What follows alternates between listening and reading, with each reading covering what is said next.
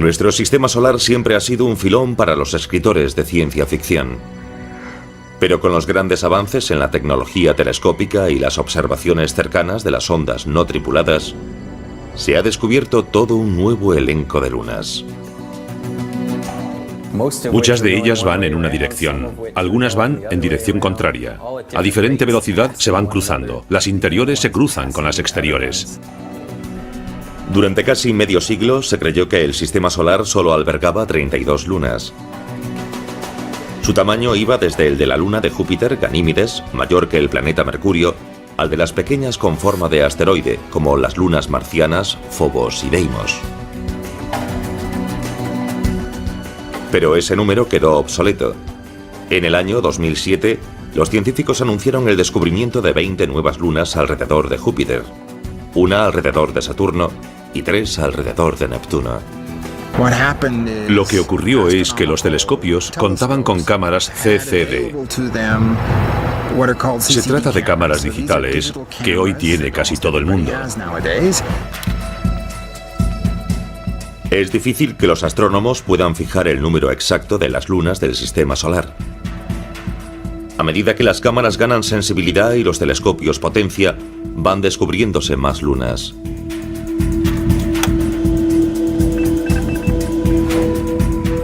Las lunas se dividen en dos grupos.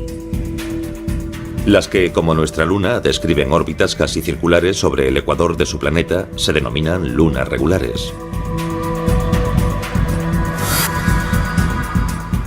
Mientras que nuestra luna se formó tras un impacto, todas las demás lunas regulares se fusionaron a partir de la masa gaseosa que rodeaba sus planetas anfitriones, un proceso denominado acreción.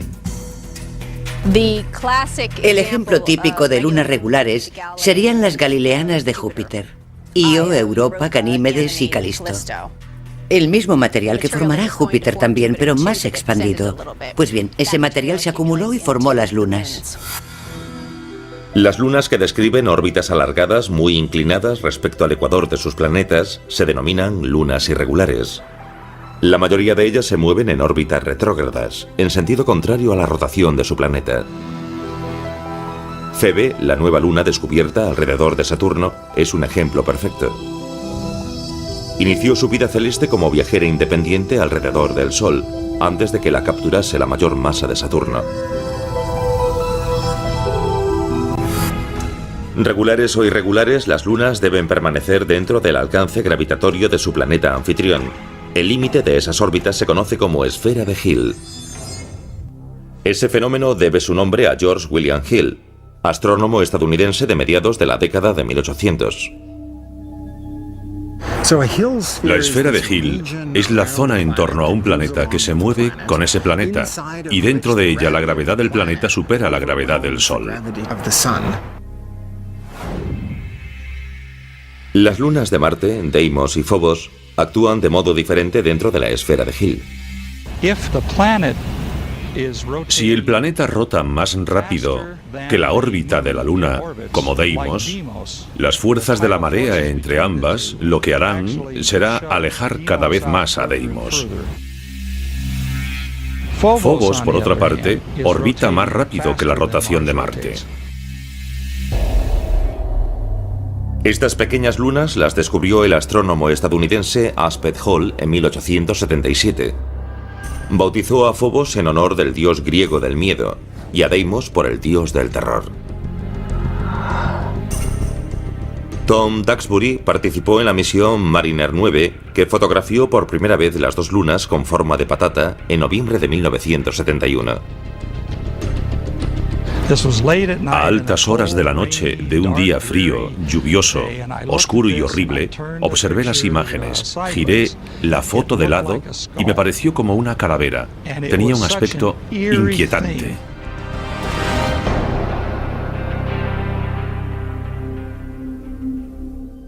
Phobos sigue un curso mortífero. Orbita a solo 5.950 kilómetros de la superficie de Marte, más cerca de su planeta anfitrión que cualquier luna de nuestro sistema solar. Si nuestra luna estuviese tan cerca de la Tierra como Phobos de Marte, se vería 20 veces mayor. Su período orbital sería de horas, no de días como ahora, sino de horas. Y en luna llena cubriría todo el cielo. Las mareas diurnas subirían y bajarían decenas de metros y cientos de metros, y en ese supuesto la luna terrestre acabaría chocando contra la Tierra. El castigo de Phobos se debe a un proceso llamado aceleración secular. Como Phobos se eleva más deprisa que la rotación de Marte, surge un bulto de marea en la superficie de Marte. Durante el proceso, Marte atrae a Phobos más cerca de su superficie en cada órbita. La lucha entre Marte y Phobos es similar a la dinámica del sencillo juego de pelota Tetherball. Imaginemos que la pelota es la Luna, el poste es el planeta, y la cuerda entre el poste y la pelota es la atracción gravitatoria del planeta.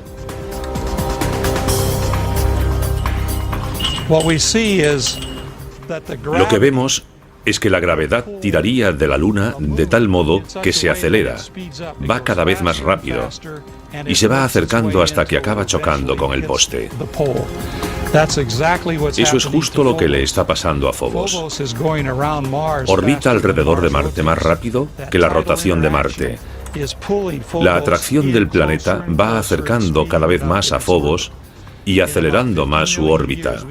En unos 50 millones de años suponemos que Phobos estará tan cerca que chocará contra Marte y desaparecerá como luna de ese planeta. Por otra parte, Deimos, la luna más alejada, va más despacio que la rotación de Marte, así que es como desenvolver la cuerda en sentido contrario. Lo que vemos es que Deimos se aleja cada vez más de Marte.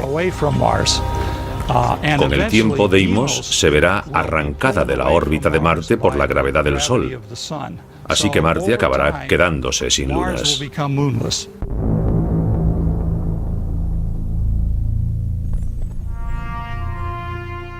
Debido a que Phobos supera la rotación de Marte, parece salir por el oeste y ponerse por el este. En vez de que el planeta gire rápido bajo ella, como nuestra luna y la mayoría de las demás lunas, elevándose así por el este y poniéndose por el oeste, se adelanta a la rotación del planeta. Por eso sale por el horizonte occidental y se adelanta y se pone por el horizonte oriental. Pasarán otros 50 millones de años antes de que Phobos desaparezca por completo. Antes de eso, quizás sea útil para la posible colonización de Marte. El escritor de ciencia ficción Arthur C. Clarke especuló sobre esa idea en su libro Las arenas de Marte. Aunque no hay un motivo real para colonizar Phobos, su gran proximidad a Marte la transforma en estación de paso natural. Desde el punto de vista gravitatorio, es mucho más fácil ir a Phobos, que no tiene gravedad, que luchar contra la gravedad de Marte para descender sobre su superficie. De Galileo a Stanley Kubrick, los planetas gigantes del sistema solar externo han cautivado nuestra imaginación con su enormidad. Pero en la realidad, explorarlos es equivalente a suicidarse. La abrumadora presión de la atmósfera masiva de Júpiter haría casi imposible sobrevivir. Pero las lunas de estos mastodontes pueden proporcionar una plataforma más prometedora para la exploración e incluso la colonización futura. ¿Son estas prisioneras de la gravedad de Júpiter mundos hostiles con poca oportunidad para albergar vida orgánica? ¿O podrían ofrecer un refugio seguro para las generaciones futuras de exploradores planetarios?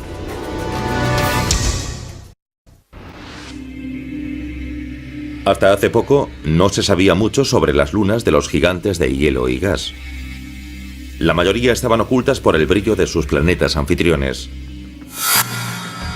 Hoy, los telescopios modernos y las ondas espaciales no tripuladas han revelado un espacio poblado por un montón de lunas, algunas con forma planetaria esférica, y otras deformes, de apenas 48 kilómetros de diámetro. Júpiter, el planeta mayor del sistema solar, es un imán para las lunas. Hace casi 4.500 millones de años, empezó siendo una enorme nube de gas que sufrió un colapso directo. Este proceso, denominado acreción, formó el inicio del sistema joviano. Mientras que todo el gas y el material que giraba pasó a formar el propio Júpiter, un porcentaje muy pequeño se acumuló en pequeños remolinos dentro de la órbita de Júpiter. Esas mini acreciones se solidificaron y formaron las lunas regulares de Júpiter: Io, Europa, Ganímedes y Calisto. Cuando Júpiter se formó, su enorme gravedad empezó a añadir a su colección pequeños fragmentos restantes del nacimiento del sistema solar primigenio. Los planetas gigantes se formaron pronto, en un ambiente rico en gas, cuando había montones de pequeños desechos en el sistema solar que no había captado ninguna órbita. El número de las lunas de Júpiter va de 60 a más de 200, dependiendo de quién las cuente. Lo que está claro es que si pudiésemos asomarnos al borde de la atmósfera gaseosa de Júpiter y mirar hacia el cielo, veríamos un magnífico baile de objetos lunares. Sería estupendo poder ver las lunas. Cada cierto tiempo verías pasar a Io. A cada segundo pase de Io verías a Europa al mismo tiempo. Y a la cuarta vez del paso de Io verías a Ganímedes. Un miembro de este elenco joviano está tan maltratado por la enorme masa de Júpiter que está literalmente estallando desde su interior. En febrero de 2007, la nave espacial Nuevos Horizontes, en ruta hacia Plutón, enfocó su cámara hacia Io. De tamaño similar a la Luna terrestre, Io orbita a 423.000 kilómetros de la superficie de Júpiter. Lo que distingue a Io de las otras lunas de Júpiter es su vulcanismo espectacular. Las cámaras de la nave Nuevos Horizontes captaron imágenes detalladas de lava incandescente en diversos puntos de la superficie de Io. Una enorme masa de polvo de 321 kilómetros se elevaba de la superficie de la luna fundida. Io, como todas las lunas regulares de Júpiter, lleva el nombre de una amante del dios Júpiter de la mitología romana. Fue descubierta por Galileo en 1610. Fotografiada primero por la Pioneer 1 en 1974 y luego por la Voyager 1 en 1979, su actividad pulsante ha desconcertado e intrigado a los científicos durante décadas. De Io sale como 1 tonelada por segundo de material, cada segundo del día. Es una máquina fenomenal. Me encantaría ir a Io, aunque sería una aventura muy peligrosa, calurosa y sulfurosa.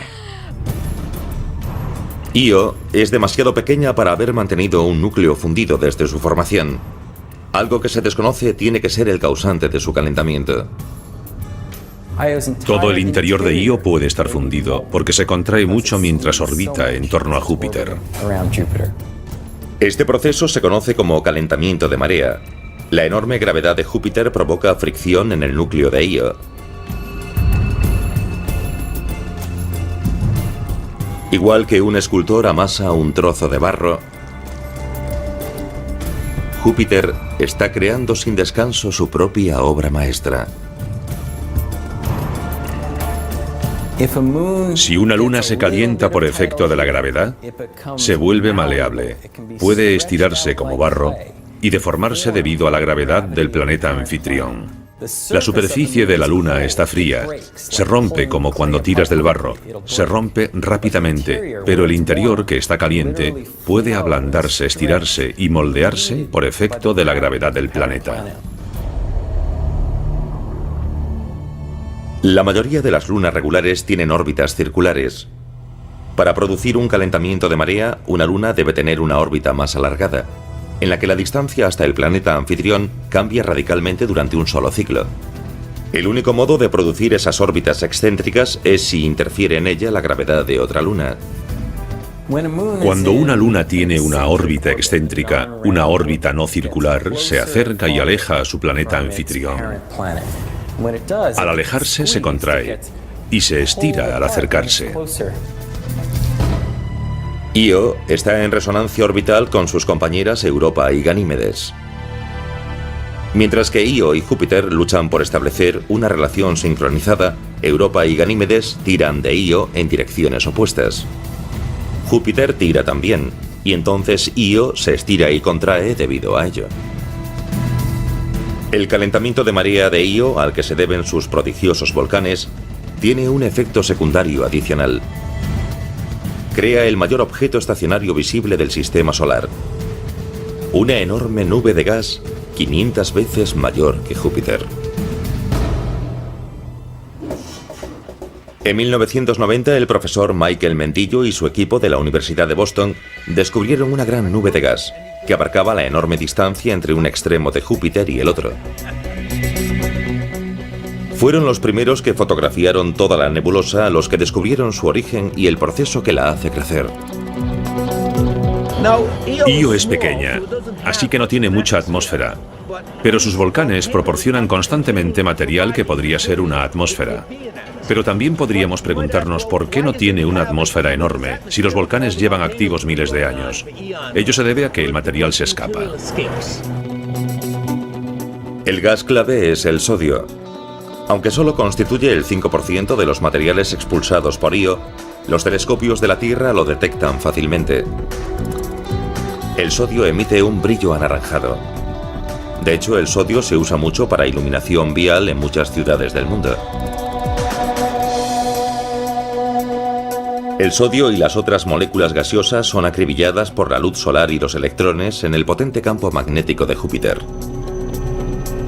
Electrones y protones se liberan de algunas de esas partículas y se ionizan. Ahora, en forma de plasma, esos iones emprenden un viaje debido a la potente magnetosfera de Júpiter. Su velocidad aumenta drásticamente por efecto del campo magnético.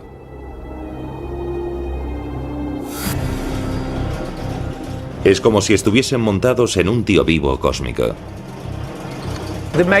Las líneas del campo magnético son esas barras, y de vez en cuando un átomo de sodio resulta captado junto con un electrón. Ahora estoy en el toro del plasma de Júpiter, junto con los otros iones y electrones que han sido captados previamente. Los iones y los electrones se recombinan. Los átomos neutros no se ven atrapados por el campo magnético y se desprenden a mucha mayor velocidad. Eso basta para que escapen de Júpiter, y así forman la mayor nube de gas visible y permanente del sistema solar. Si pudiésemos ver la nebulosa a simple vista, tendría el tamaño de 12 lunas en el cielo nocturno. Es tan enorme que para verla, Mendillo y su equipo crearon un telescopio especial. Para ver un objeto grande lo que necesitas es una lente pequeña, al igual que unos prismáticos te dan un amplio campo de visión. Incluso en 1991 el telescopio podía parecer rudimentario, pero tenía una cámara ultramoderna y por entonces revolucionaria. Una cámara digital. Puedes hacer lo que quieras con una foto codificada en números. Mendillo y su equipo sabían que en la nebulosa había sodio. Ese elemento también existe en la atmósfera de la Tierra. Lograron comparar fotos digitales de la atmósfera de Júpiter y de la Tierra y obtener una imagen de la nebulosa. Resultaría muy difícil hacerlo teniendo solo 2 fotos en papel, pero ahora que tenemos cámaras digitales ha cambiado el modo de procesar las imágenes. Aunque Io sería un destino científico y estético fascinante, su entorno hostil posiblemente descarte el viaje. Sería difícil incluso posar una sonda no tripulada entre las fisuras activas de Io. Pero hay otra luna en torno a Júpiter que quizás no solo permita su exploración, sino que tal vez posea formas de vida propia. Europa es uno de los objetos más fascinantes y enigmáticos de nuestro sistema solar. No se parece a ningún lugar del sistema solar, y desde luego tampoco se parece a la Tierra. La superficie presenta grietas, hay zonas con formas, hay otras caóticas y parece que hay icebergs en algunos sectores. Sabemos que Europa es una luna extraterrestre. ¿Podría albergar también formas de vida extraterrestres? Europa orbita a 643.000 kilómetros de la superficie de Júpiter, más o menos el doble de distancia que Io. E igual que su prima volcánica, también se ve moldeada por mareas gravitatorias. Júpiter ejerce el mayor efecto. Su masa, como un enamorado insistente, tira de la reacia Luna hacia su superficie. Europa se resiste con su propia gravedad y forman una especie de simbiosis a cientos de miles de kilómetros del gigante gaseoso. Pero no es solo Júpiter quien tira de Europa. La pequeña Io y su prima mayor Ganímedes tiran de Europa en direcciones distintas. Es la misma resonancia orbital que produce un efecto tan espectacular en Io. Con todo, el resultado es bien diferente en Europa. La superficie de Europa está fría, a 288 grados centígrados bajo cero en algunas zonas. Sin embargo, hay calor. Y lo que se eleva hasta la superficie de Europa es también lo que hace tan atractiva esta luna. El agua. Esta agua, en realidad una especie de hielo glacial, asciende desde un océano subterráneo y se desparrama por la superficie de Europa, repavimentándola como haría una máquina en una pista de hielo. Se cree que el océano de Europa está cerca, a solo 15 o 25 kilómetros de la superficie. El agua fue el origen de la vida en la Tierra. ¿Podría ocurrir lo mismo en Europa o en otras lunas? Los océanos de los satélites helados podrían ser el hábitat más común que existe en el universo. La Tierra puede ser un caso raro, pero los satélites helados son probablemente abundantes. En febrero de 2007, la nave Nuevos Horizontes, en ruta hacia Plutón y los rincones más distantes del Sistema Solar, logró pasar bastante cerca de Europa y enviar imágenes sorprendentes. Visible solo cuando el Sol sale o se pone detrás de Europa, hay formaciones geológicas enormes que se han apodado como círculos de las cosechas. Son muy grandes. Si intentásemos recorrer uno de los círculos, habría que entrar suavemente y descender hasta un punto a varios cientos de metros bajo la superficie, y luego elevarse para después salir. El parecido de los círculos de Europa con las misteriosas figuras aparecidas en los campos terrestres termina cuando se tiene en cuenta su tamaño. Cada uno mide de 3.000 a 4.500 kilómetros de diámetro. Son muy poco profundos y uniformes para ser cráteres de impactos. Los asteroides y cometas tienen diversos tamaños y formas. Los círculos de Europa son muy similares geológicamente. Aunque no se ha demostrado nada, parece que la gran masa de Júpiter quizás vuelva a ser la causante. Se sostiene la hipótesis de que la cobertura de hielo que rodea Europa no está sujeta al núcleo de la Luna, sino que flota sobre la superficie del océano subterráneo, como un iceberg esférico.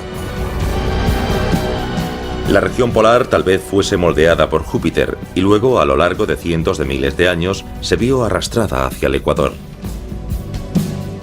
Esto forma una línea de pequeñas depresiones circulares que baja desde la región polar hasta el ecuador. Si la corteza helada de Europa tiene una estructura similar a los icebergs de la Tierra, la mayor parte de ella estaría bajo la superficie del océano. Esto debe tenerse muy en cuenta para la exploración futura. Debajo tiene que haber una cantidad de hielo 8 o 9 veces superior para que existan esos rasgos topográficos de tanta envergadura. La teoría del iceberg entierra la creencia de que el océano subterráneo de Europa solo está cubierto por una fina corteza. La topografía por radar y la inspección ultravioleta resultarán aún más importantes antes de enviar naves hasta la superficie de Europa. Los exploradores futuros tendrán que buscar puntos calientes y lugares donde ese océano misterioso haya aflorado a la superficie, y desde allí buscar un modo de llegar a él. Esos exploradores quizás prefieran, no obstante, instalar una base de operaciones en Ganímedes, la mayor luna de Júpiter. Al igual que Phobos podría servir como estación de paso para la exploración de Marte, Ganímedes podría serlo para explorar el entorno joviano. Mayor que el planeta Mercurio, su gravedad es la más similar a la terrestre de todas las lunas de Júpiter. Y aunque está en resonancia orbital con Io y Europa, está lo bastante alejada de Júpiter para verse menos afectada por las implacables mareas del gigante gaseoso. En Ganímedes se puede aterrizar en un cráter grande e instalar una estación protegida, a salvo de las partículas cargadas del entorno joviano, y crear un lugar seguro para estudiar No solo la propia Ganímedes, su campo magnético, su interior y su geología, sino todo el entorno de Júpiter. Ganímedes es la única luna del sistema solar con campo magnético propio. Para poseer ese rasgo, Ganímedes debe tener suficiente masa y un núcleo caliente. Su masa es evidente, pero lo que es un misterio es de dónde procede el calor.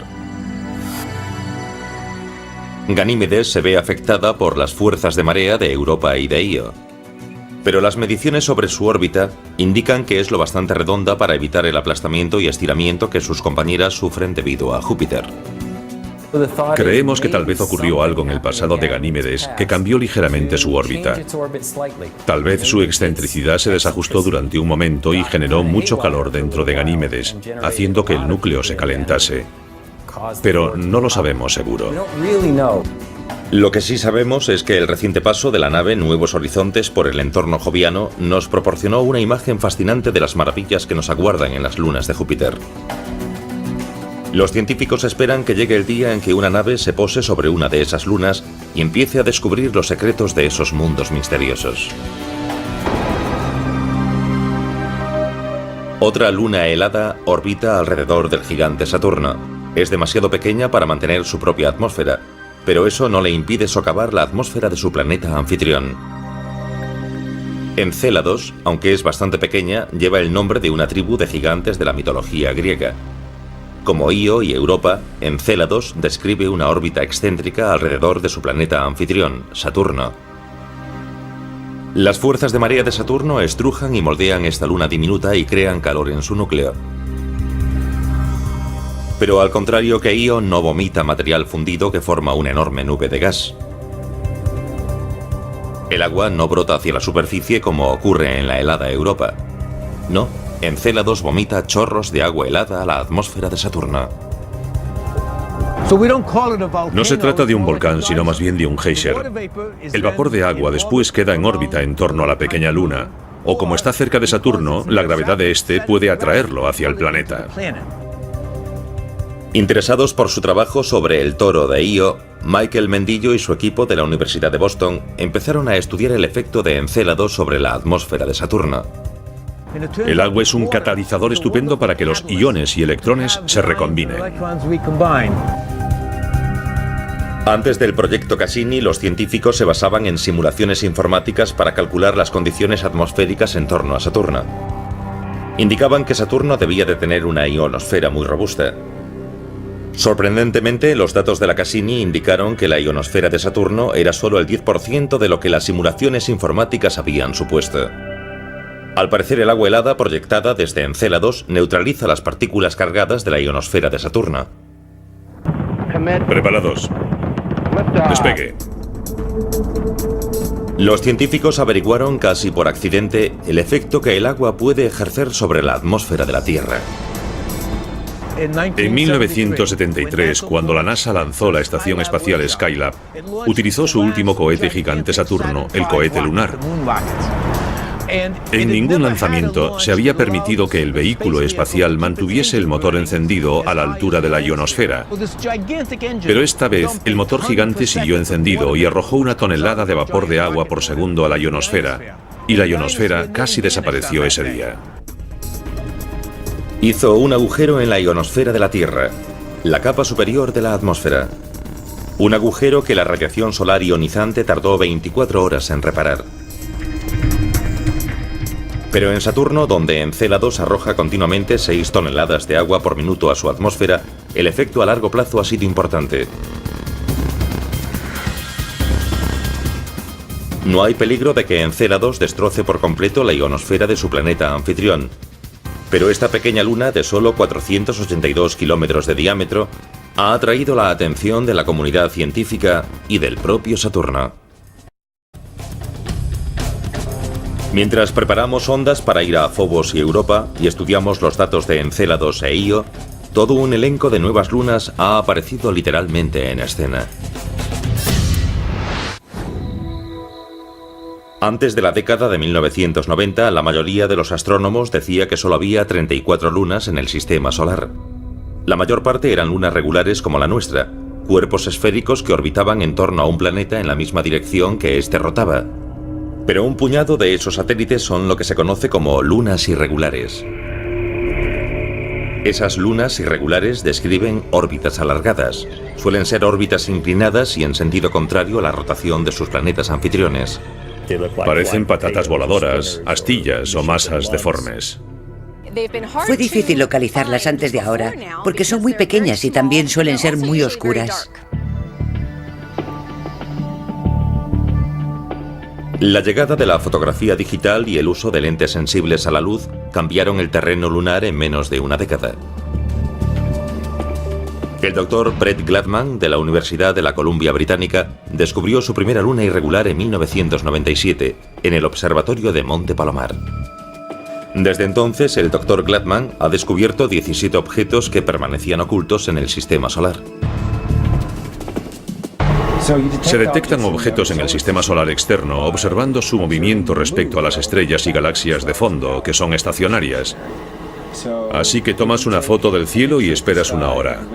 Luego tomas otra foto. Ves que ninguna de las estrellas de las galaxias se ha movido, pero los objetos distantes del sistema solar exterior presentan un desplazamiento apreciable entre las dos imágenes. De modo que comparándolas, puedes ver, como tenemos aquí, un objeto en movimiento. El objeto podría ser un cometa o un asteroide, o si orbita alrededor de un planeta de modo retrógrado, una nueva luna irregular. Otra diferencia importante entre las lunas regulares y sus compañeras irregulares. Las lunas irregulares son capturadas. Es decir, que se formaron de modo independiente de su planeta anfitrión, y con probabilidad fueron parte de los desechos que en un principio formaron nuestro sistema solar. Febe, la mayor luna irregular en torno a Saturno, es un ejemplo típico. Febe orbita a Saturno desde muy lejos. Tiene una órbita muy elíptica e inclinada. Orbita en sentido retrógrado. Las imágenes de la Voyager indican que esto podría ser un asteroide, así que se pensó que quizás sería un asteroide capturado. Ahora sabemos, gracias a la Cassini, que es un cuerpo muy rico en agua helada. Y eso descarta el cinturón de asteroides. Puede que Febe proceda del cinturón de Kuiper, situado en las zonas más lejanas del sistema solar. Se cree que el cinturón de Kuiper son los restos que quedaron tras la formación del sistema solar. Circula alrededor del Sol, más allá de la órbita de Plutón. No obstante, otra teoría sostiene algo bien distinto. Es mucho más probable que Febe se formase en una órbita independiente alrededor del Sol y que luego quedase capturada en una órbita alrededor de Saturno, mientras que la mayoría de los demás objetos que se formaron cerca de Saturno fueron o bien formados por Saturno o expulsados del sistema solar. Febe estaría entonces formada por los desechos planetarios que flotaban en torno a Saturno en el momento de su nacimiento, y posiblemente esté hecha de un material distinto al de algunas de las lunas irregulares de Júpiter. Si es así, los astrogeólogos quizás puedan distinguir y comparar los ingredientes que formaron esos dos gigantes gaseosos. Hoy día hay tres teorías predominantes sobre cómo perdieron la independencia Febe y las otras lunas irregulares. Dos dicen que las irregulares resultaron capturadas cuando el sistema solar aún se estaba formando y los planetas aún eran una masa de gas y desechos en formación. La teoría de la fricción de gases es la más sencilla. Había gases densos girando en torno al planeta en formación cuando un cometa, un asteroide o fragmentos de ambos atravesaron la mezcla gaseosa. Sabemos que los planetas gigantes crearon su conjunto de satélites en un gran disco de acreción en torno a cada uno de los planetas, como una especie de mini sistema solar alrededor de cada planeta. Y el gas y el polvo que había en ese disco también pudieron servir en las zonas alejadas como fuente de fricción, y así los planetesimales de paso formados independientemente se ven frenados levemente y capturados en la órbita. La segunda teoría es en realidad una variación de la primera, a veces se denomina como teoría del tirón. Según ella, en vez de que un objeto resultase capturado al pasar por los gases de acreción, se vería inesperadamente arrastrado hacia la órbita del planeta en formación por su tirón gravitatorio creciente. La teoría de la captura por la fricción de gases y el tirón encajan bien con Júpiter y Saturno, porque su mezcla de ingredientes era lo bastante grande como para frenar a esos objetos de paso. Pero, ¿y los gigantes helados Neptuno y Urano? Debido al frío extremo se formaron mucho más despacio, y resulta difícil creer que su material de acreción helado contuviese suficiente masa para captar un fragmento del sistema solar que pasaba. Con todo, los dos gigantes helados tienen lunas irregulares propias. Y así surge una tercera teoría, la de la interacción de tres cuerpos. Descubrimos que muchos de los objetos son en realidad más de un objeto. Suelen ser dos objetos, y a menudo se debe a que ambos son más o menos del mismo tamaño en una relación binaria. En vez de ser un gran objeto con otro pequeño que orbite a su alrededor, son dos objetos de más o menos el mismo tamaño que siguen una órbita común entre ambos, llamada baricentro. Un par binario se da cuando dos objetos del mismo tamaño están bien unidos al baricentro para impedir que un tercer objeto mayor los separe. Pero cuando un elemento del par binario es mucho mayor que el otro, el tercer objeto, más grande, tiene más posibilidades de separarlos. El más pequeño tendrá una órbita mucho mayor que se aleja más. Esto lleva al objeto pequeño lo bastante cerca del planeta para resultar capturado, mientras que su compañero acaba lanzado fuera a una órbita independiente. Hay una luna que no se ajusta a ninguna clasificación. Tritón orbita a Neptuno en sentido retrógrado, al contrario que la rotación de Neptuno. Eso la clasificaría como luna irregular, pero es esférica y orbita cerca del ecuador, describiendo una circunferencia casi perfecta, los rasgos típicos de una luna regular.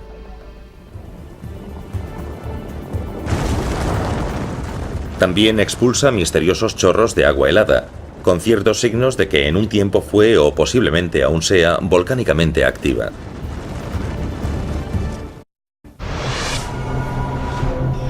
Antes de que la Voyager 2 partiese rumbo al sistema solar externo, la luna de Neptuno, llamada Tritón, se creía una bola de roca geológicamente muerta, de tamaño parecido a nuestra luna.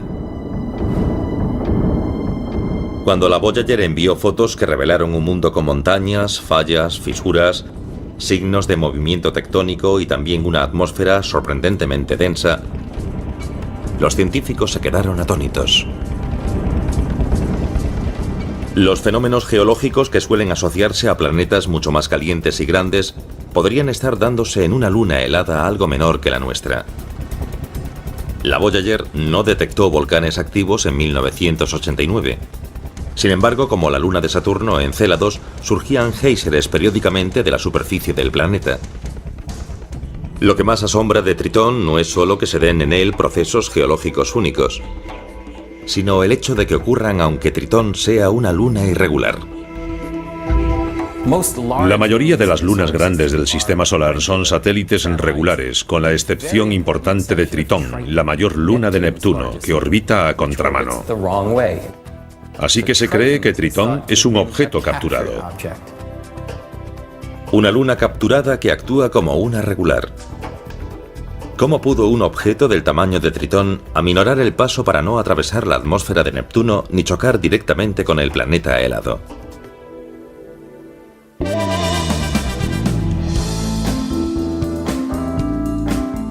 No hay apuestas seguras, pero algunas teorías son más plausibles. Al igual que los que juegan a la ruleta, Tritón y Neptuno apostaron y confiaron en la suerte. Por favor, hagan sus apuestas. En la ruleta hay varios modos de apostar. Cada uno tiene diferentes riesgos. Y como la mayoría de los juegos de azar, cuanto mayor es el riesgo, mayor es la recompensa. 20 negro, 22 gana. Hay al menos 3 modos de que Tritón resultase capturado por Neptuno.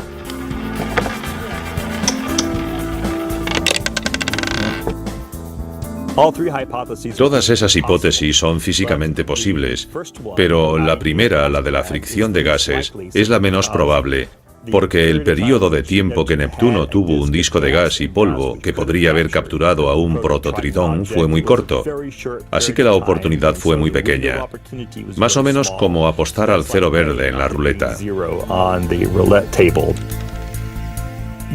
Es más probable que el prototritón, en algún momento de la historia del sistema solar, estallase y formase un conjunto de satélites regulares helados de tamaño medio, y que fuese la colisión la que generó a Tritón. Es como apostar al primer tercio de los números de la ruleta. Tienes una posibilidad entre 3 de ganar. Lo mejor es apostar a los números pares. Entonces tendrás una de 2 oportunidades de ganar algo. Y la mejor teoría para la captura de Tritón es la hipótesis de la captura binaria, porque sabemos que en el cinturón de Kuiper habría miles de objetos que tendrían el tamaño correcto y estarían emparejados con otro objeto aún mayor. Y Neptuno pudo capturar a uno de ellos. Nadie sabe seguro qué ocurrió en los primeros días de nuestro sistema solar cuando Neptuno capturó a Tritón. No obstante, cuando Tritón empezó a orbitar en torno a Saturno de modo irregular, empezó a arrasar todo lo que encontraba a su paso. Neptuno no tiene un sistema de satélites muy regular. Se cree que la captura de Tritón interrumpió lo que de otro modo habría sido un sistema muy regular, como tienen los otros planetas. Es como si Tritón estuviese enfadado por perder la libertad y se vengase con las otras desventuradas lunas de Neptuno. Pero ¿de dónde salió esta luna tan obstinada? Los datos de la Voyager 2 muestran que la densidad de Tritón casi iguala a la de Plutón. Esto indica una similitud que ninguna otra luna regular posee. Se sospecha que tanto Plutón como Tritón son objetos que se originaron en el cinturón de Kuiper. El sistema solar externo constaba de grandes objetos que iban en todas direcciones, y algunos de ellos formaron los planetas gigantes, mientras que otros se vieron proyectados más lejos, donde están hoy, en el cinturón de Kuiper. Las colisiones y acreciones e incluso las capturas han reducido lo que en un tiempo fue una gran vía de materiales de construcción planetaria. Al principio de la historia del sistema solar, el cinturón de Kuiper tenía muchos más objetos grandes y quizás una masa acumulativa de 50 tierras, cuando la masa actual del cinturón es mucho menor que la de la Tierra. Lo que queda del cinturón de Kuiper es tan antiguo como el propio sistema solar. El material que forma los objetos binarios, los fragmentos de colisiones e incluso las lunas extraterrestres no ha cambiado en más de 4.000 millones de años. Es asombroso lo distintas que son todas las lunas del sistema solar exterior. En los años 60 no habíamos visto ninguna de estas lunas, eran pequeños puntos en el telescopio, así que no sabíamos lo diferentes que podían ser. Lo más asombroso es la gran variedad que hay en el sistema solar. Me dejó atónito a mí y a todos mis colaboradores. Mientras volvemos a la Tierra desde los fríos alrededores de nuestro sistema solar, sobrecogidos por la inmensidad del universo y la majestuosidad de los planetas, vale la pena pararse a observar los pequeños mundos ocultos en las sombras. Esas lunas extraterrestres a las que antaño no se daba importancia, albergan misterios a la espera de que la curiosidad humana los resuelva.